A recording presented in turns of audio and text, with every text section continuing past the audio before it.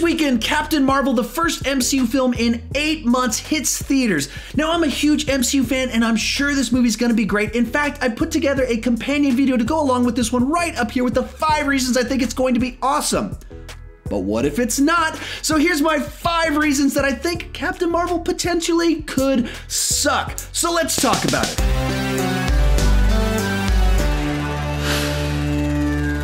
Hey, my name is Sean, and I love to talk Marvel way too much. With that in mind, go ahead and join me down in the comments section. Tell me, why are you worried that Captain Marvel might suck?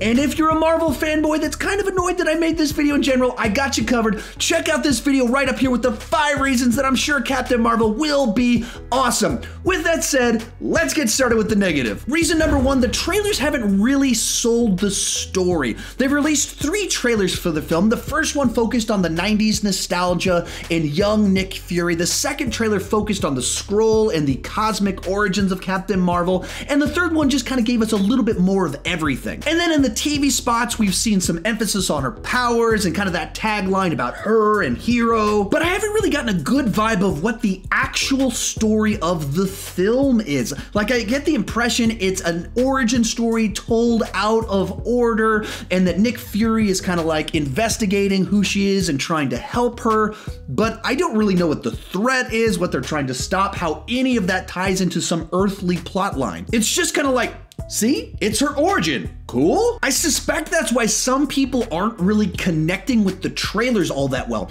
They don't know the character, they don't know the story. I didn't know the character or the story. I had to actually invite my friend to explain to me who Captain Marvel was.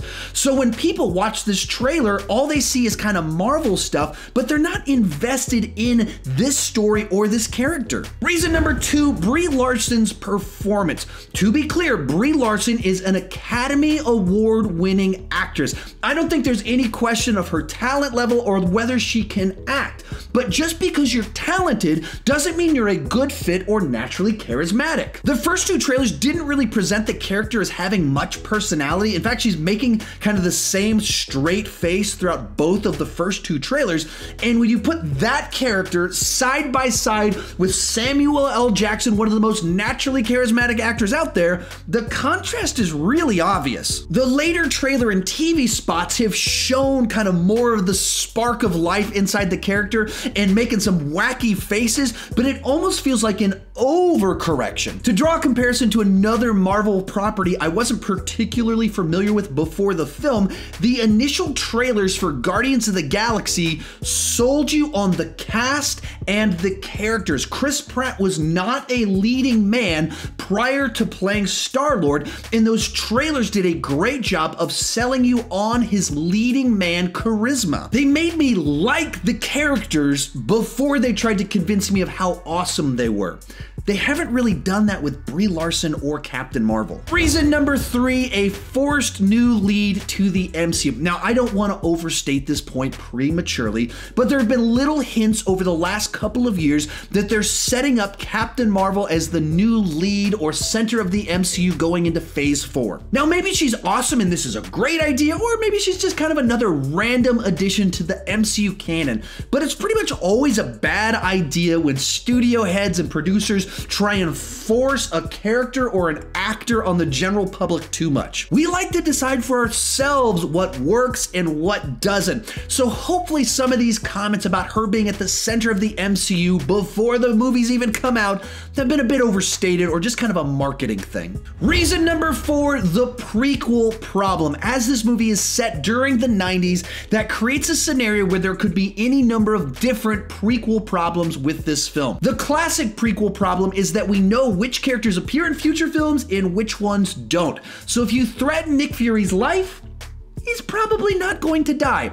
If you threaten his right eye, he's probably about to lose it, but a lot of the dramatic tension gets removed when you know which characters definitely survive. The other prequel problem is retconning and continuity. The X-Men franchise in particular is infamous for retconning almost every single character and plot line.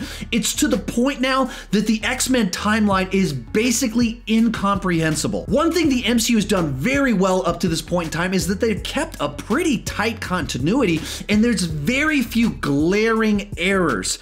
Making a movie this deep into the universe as a full-blown prequel opens themselves up to any number of continuity flubs. Reason number 5, the Brie Larson controversy. Certainly the movie is the movie, and the actions and comments of the cast and crew do not actually lower the quality of the film. But outside factors certainly can sway the way an audience member perceives a film.